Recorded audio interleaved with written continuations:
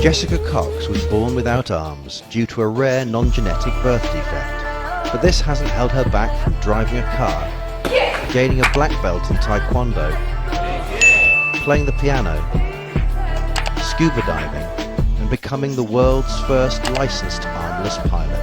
Naturally, people saw the fact that I didn't have arms as a limiting factor, but I was there to prove them wrong. Now she travels the world as a motivational speaker with her husband, Patrick. If I had to describe Jessica in 3 words, it would be kind, positive, and unstoppable. Even as a child, having no arms proved no obstacle to Jessica. As a young little girl, I was in just about everything. At 3, my mom had me in gymnastics. At 6, I started tap dance lessons. 10, I started Taekwondo. I did modeling. I swam starting at the age of 5. I did every activity you can imagine. She tried wearing prosthetic arms from the ages of 3 to 14, but hasn't used them since.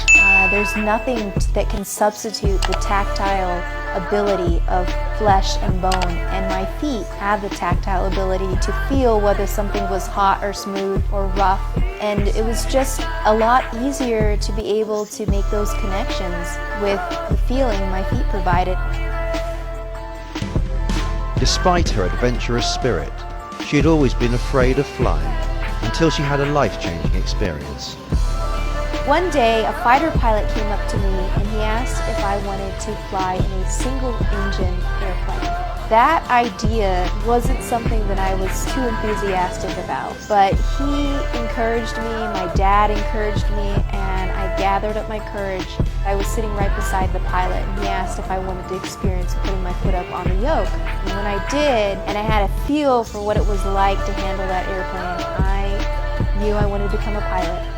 However, there were a number of challenges to overcome. Who would teach me? What type of airplane? Was this realistic? Would this be safe? Of course, the safe and realistic part I didn't even consider, because I knew if I wanted to become a pilot, I was going to do everything I could. I had to find an airplane that had less controls than the average. So the Air Coupe airplane, which is a 1945, has 2 less rudder pedals on the floor. That way I could have my right foot on the yoke, my left foot on the throttle, and crisscross fly the airplane safely. The airplane was not customized in any way for me. In 2008, her determination paid off when she became the first licensed armless pilot in the world. 3 years, 3 different airplanes, 3 different flight instructors, 80 hours of flying in 3 different states. I was a certified pilot. It was a long ordeal. 5 years ago, the 32-year-old met husband Patrick Chamberlain through their mutual love of Taekwondo. I remember looking across the room and seeing him with this confused look on his face. He later told me it's because he thought I had arms and they were in my sweater. Patrick and I work as a team, but he loves to cook, but I do the dishes. We balance each other out in different ways. Thank you. Good morning. Together, they promote Jessica's motivational speaking, which she hopes will inspire others to overcome obstacles as she has. And if there's something you want to do, don't let anything stop you.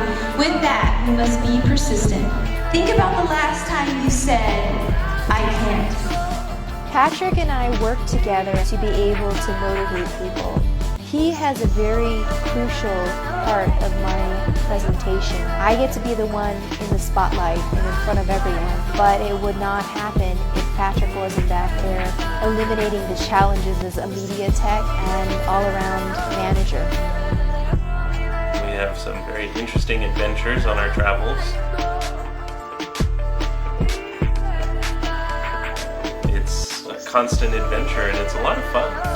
And while children may be in their future, for now they plan to continue inspiring others. If we did have a child without arms, we wouldn't hesitate because I've been able to live my life just fine without arms. As far as we know, it's not a genetic condition. We have many years to spend together and start a family. We've been talking about continuing to travel the world and bring the motivational some attitudes about disability.